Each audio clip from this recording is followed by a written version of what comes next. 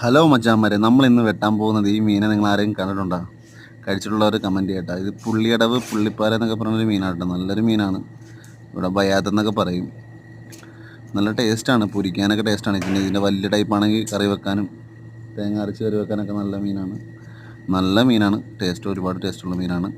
കഴിച്ചിട്ടുള്ളവർ comment ചെയ്യട്ടെ. അപ്പോൾ നമ്മളിതിപ്പോൾ ഹോട്ടലിലേക്ക് വേണ്ടി വെട്ടുവാണ്. ഹോട്ടലിലേക്ക് ചോറിൻ്റെ പൊരിച്ച് കൊടുക്കാൻ വേണ്ടിയുള്ള സൈസായിട്ട് വെട്ടുവാണ്.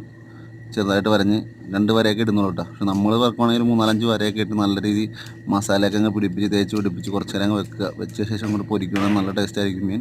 പിന്നെ ഇതിൻ്റെ വലുത് 1 കിലോ ടൈപ്പ്, 1.5 കിലോ, 2 കിലോ ടൈപ്പൊക്കെ ആണെങ്കിൽ തേങ്ങ അരച്ച് കറി വെക്കാൻ നല്ല ടേസ്റ്റുള്ള മീനാണ് കേട്ടോ.